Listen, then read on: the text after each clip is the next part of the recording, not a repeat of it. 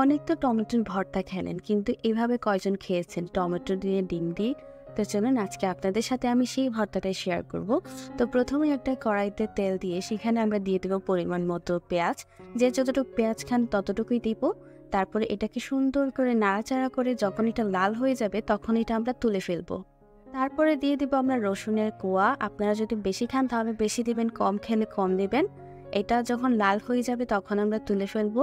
তারপরে দিয়ে দিব ৩টা শুকনো মরিচ। আপনারা ঝাল খেলে আরও বেশি দিতে পারেন। তারপরে দিয়ে দিব হচ্ছে কাঁচামরিচ। এই যে কাঁচামরিচটা যখন একটু ভাজা হয়ে যাবে তখন এইটাও আমরা তুলে ফেলবো। এই পর্যায়ে আমাদের ভাজার কাজ শেষ। এখন আমরা কড়াইয়ে একটু তেল দেব, দিয়ে আমরা টমেটো ২ টুকরা করে তারপরে এগুলোকে গরম তেলে ছেড়ে দেব। যখন আমাদের টমেটো সবগুলো দেওয়া শেষ হয়ে যাবে তখন আমরা এটাতে একটু লবণ দিয়ে দেব এবং লবণ দেওয়ার পরে এটাকে হালকা নাড়াচাড়া করে তারপরে একটা ঢাকনার সাহায্যে ঢেকে দেব। এটা ঠিক ততটুকু পর্যন্ত ঢেকে রাখবো যতটুকু পর্যন্ত না টমেটোটা নরম হয়। যখন টমেটোটা একটু নরম হয়ে আসবে তখন আমরা খুন্তির সাহায্যে এরকম করে ভেঙে দেব সবগুলো টমেটো। আপনারা চাইলে টমেটোগুলো আরেকটু ছোট করে কাটতে পারেন, তবে আমি এইভাবে ২ ভাগ করেই কেটেছি টমেটোগুলো। টমেটোগুলো খুব ভালোভাবে নেড়ে দিতে হবে এবং নেড়ে ঠিক এরকম করতে হবে। যখন আমাদের এইভাবে হয়ে যাবে তখন আমরা এখানে একটু তেল দিয়ে তারপরে আমরা ডিমটা দিয়ে দিব। ডিমের মধ্যে একটু লবণ দিব। লবণ দিয়ে তারপরে আবার ভালোভাবে টমেটোর সাথে এটাকে মিক্স করে অনেক সুন্দর করে নাড়তে হবে। ঠিক সেভাবে নাড়তে হবে যেন এটা এরকম হয়ে যায়। যখন এটা এরকম হয়ে যাবে তখন আমরা আরেকটা পাত্রের মধ্যে লবণ পরিমাণ মতো দিয়ে শুকনো মরিচগুলো ভালোভাবে ডলে নিব। দিয়ে দিব কাঁচামরিচগুলো যেগুলো আমরা ভেজে রেখেছিলাম। তারপরে আবার এটাকেও মিক্স করতে হবে শুকনো মরিচের সাথে। এ পর্যায়ে দিয়ে দিব রসুনগুলো।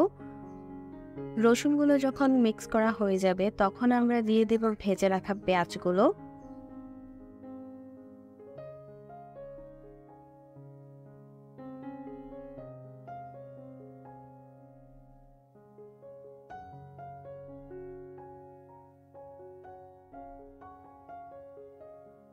মিক্স করা যখন হয়ে যাবে তখন আমরা দিয়ে দিব টমেটো ডিমগুলো যেগুলো আমরা ভেজে রেখেছিলাম।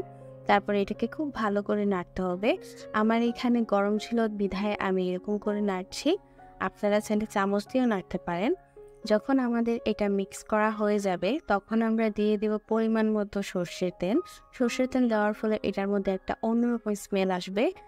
যখন সর্ষের তেল দেওয়া হবে তখন এটাকে খুব ভালোভাবে মিক্স করতে হবে।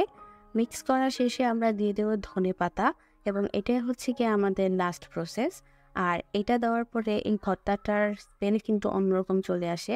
আর এটা দিয়ে অনেক মজা করে পেট ভরে ১ প্লেট ভাত খাওয়া যায়। তো আপনাদের সাথে এই আলাদা রকমের ভর্তা ট্রাই করলাম। আপনারা অবশ্যই বাসায় ট্রাই করবেন। সবাই ভালো থাকবেন, সুস্থ থাকবেন। আল্লাহ হাফিজ।